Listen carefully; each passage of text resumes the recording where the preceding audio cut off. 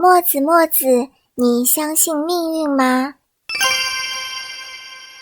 信也不信。为什么？因为命可有可无，所以我可信也可不信。什么样的命是有？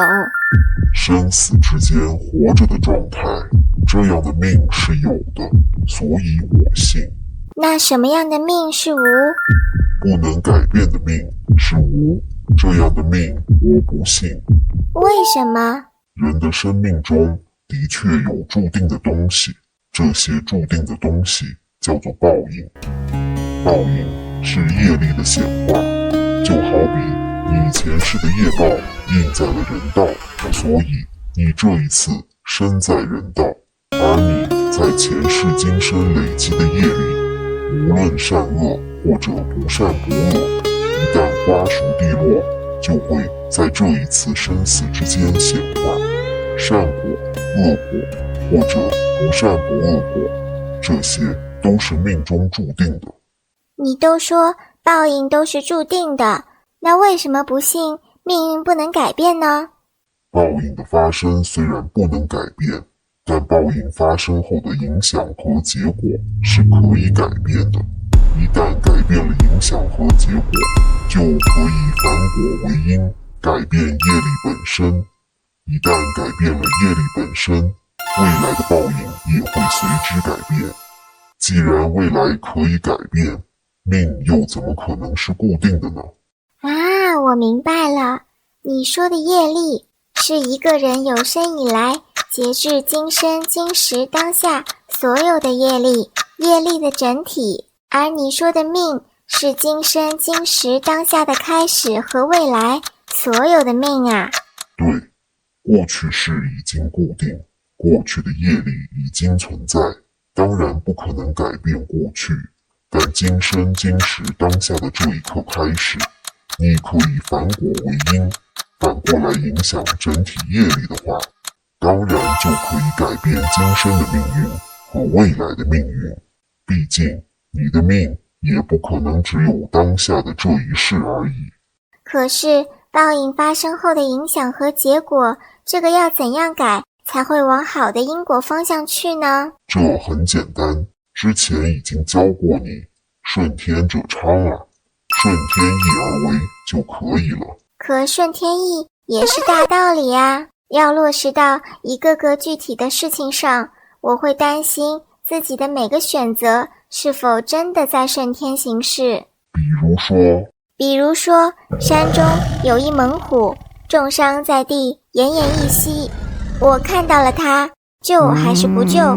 如果救活了它，猛虎返回森林去吃了其他的动物，我救猛虎到底是在累积善业，还是在增加恶业呢？那我问你，到底是谁要顺天意呢？是老虎还是你？当然是我啦。如果是你的话，那么你就只要做好自己的选择，让自己顺天意而行。你管老虎去干什么呢？见猛虎重伤就要救它，因为上天有好生之德，顺天而为，必定贵生不贵死。可是老虎救活了之后，它会去吃掉别的动物，再造杀业。如果我不救它，那些动物也就不会死啦。老虎被救活之后会怎样？那是老虎的因果，老虎自然会去领受自己的因果报应。但如果你因为对老虎未来的预判而选择自己在当下不救的话，就会让自己在这一刻的恶业和恶报凝结成力。这样的话，对你来说是好还是不好呢？那当然不好，但你不是说天意是无私吗？我和老虎要活，那其他小动物也要活啊。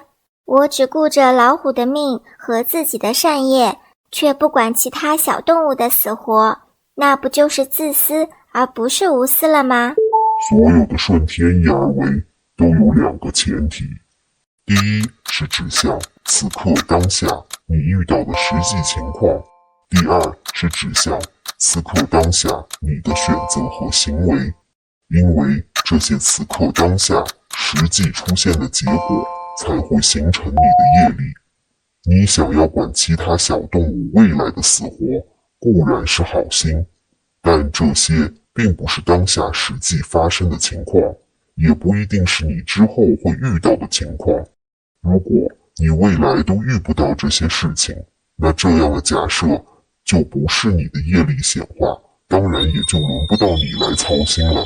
啊，所以你的意思是，想改变命运，就无需考虑那么多假设，只要把握当下。